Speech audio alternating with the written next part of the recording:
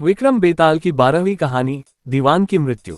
कई असफलताओं के बाद राजा विक्रमादित्य ने एक बार फिर बेताल को योगी के पास ले जाने की कोशिश में अपनी पीठ कर लादा और चल पड़े।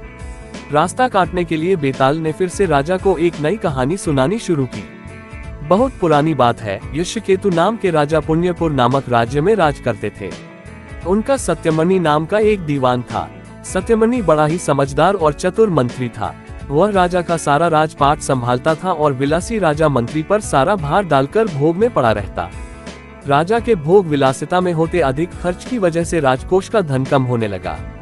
प्रजा भी राजा से नाराज रहने लगी। जब मंत्री को इस बारे में पता चला कि सब राजा की निंदा कर रहे हैं, तो उसे बहुत दुख हुआ। फिर जब उसने देखा कि राजा के साथ उसकी भी निंदा हो रही है, तो उसे बहुत बुरा लगा। सत्यमणि ने अपने आप को शांत करने के लिए तीर्थयात्रा पर जाने के बारे में सोचा। इस बारे में उसने राजा से बात की और आज्ञा लेकर वह तीर्थ यात्रा पर निकल गया। 0.000.00। सत्यमणि चलते चलते एक समुद्री तट पर पहुंच गया। पूरा दिन बीत गया और रात हो चुकी थी। उसने सोचा कि आज रात यहीं रुककर आराम कर लेता हूँ। ये सोचकर वह एक पेड़ के नीचे सो गया। आधी रात को जब उसकी आंख खुली, तो उसने देखा कि समुद्र से एक जगमगाता वृक्ष निकल रहा है।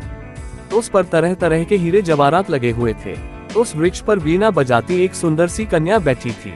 इस नजारे को देख सत्यमणि को अपनी आंखों पर विश्वास नहीं हो रहा था। देखते ही देखते अचानक वह पेड़ और उस पर बैठी कन्या गायब हो गई। इस सब के बाद वह हक्का बक्का रह गया और उल्टे पैर अपने नगर की ओर दौड़ पड़ा।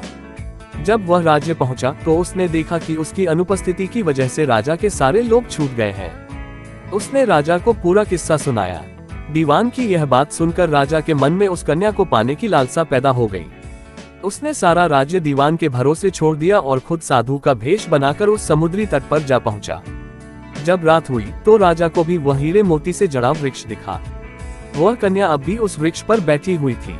राजा तैरता हुआ उस कन्या के पास जा पहुंचा और उसे अपना परिचय दिया। फिर उसने कन्या से उसके बारे में पूछा। कन्या ने कहा, मेरा नाम मृगांकवती है और मैं राजा गंधर्व विद्याधर की पुत्री हूँ। फिर राजा ने उसके सामने विवाह का प्रस्ताव रखा और कन्या ने कहा, आप जैसे महान राजा की रानी बनकर मेरा जीवन सफल हो जाएगा राजन, लेकिन मेरी एक शर्त है। मैं हर कृष्ण पक्ष और शुक्ल पक्ष की चतुर्दशी और अष्टमी को एक राक्षस के पास जाती हूँ, जो मुझे निगल लेता है। आपको उस राक्षस को खत्म करना होगा। राजा यक्षकेतु ने तुरंत ये शर्त मान ली। इसके बाद शुक्ल पक्ष की चतुर्दशी आई, तो मृगांकवती रात को बाहर निकली। उसके साथ राजा भी गया और छिपकर उस राक्षस का इंतजार करने लगा। कुछ देर बाद राक्षस वहां आया और कन्या को निगल गया। ये देखकर राजा ने राक्षस पर हमला किया और अपनी तलवार से उसका पेट चीरकर मृगांकवती को जीवित बाहर निकाल लिया। इसके बाद राजा ने उससे पूछा कि यह सब क्या है। इस पर मृगांकवती ने उत्तर दिया कि मैं हर अष्टमी और चतुर्दशी के दिन यहाँ शिव पूजा करने आती हूँ और जब तक मैं घर नहीं लौटती मेरे पिता मेरे बिना कभी भोजन करते। एक बार मुझे घर पहुँचने में देर हो गई और पिताजी को अधिक देर तक भूखा रहना पड़ा। जब मैं घर लौटी तो वह बहुत गुस्सा थे और उन्होंने मुझे श्राप दे दिया कि जब भी मैं चतुर्दशी के दिन पूजा करने जाऊंगी, तो एक राक्षस मुझे निगल लेगा। फिर मैं उसका पेट चीरकर बाहर निकल आया करूंगी। जब मैंने उनसे श्राप से मुक्त करने की विनती की, तो उन्होंने कहा कि जब पुण्यपुर के राजा मुझसे विवाह करने के लिए उस राक्षस का वध करेंगे, तो मैं श्राप मुक्त हो जाऊंगी। कन्या के श्राप मुक्त होने के बाद राजा उसे अपने साथ अपने राज्य ले आए और धूमधाम से उसके साथ शादी की। इसके बाद राजा ने दीवान को सारी कहानी सुनाई और यह सब सुनकर दीवान की मृत्यु हो गई।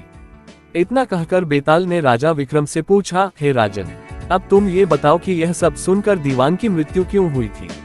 विक्रम ने कहा, दीवान की मृत्यु इसलिए हुई क्योंकि उसने सोचा कि राजा फिर स्त्री के लोभ में पड़ गया और उसके भोग विलास के कारण राज्य की दशा फिर से खराब हो जाएगी।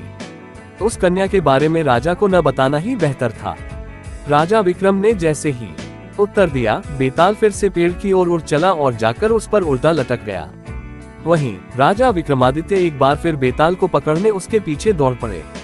कहानी से सीख, किसी भी व्यक्ति को भोग विलास में इतना नहीं डूबना चाहिए कि उसका सब कुछ खत्म हो जाए। अपनी स्थिति और जरूरत के हिसाब से ही चीजों को करना अच्छा होता है।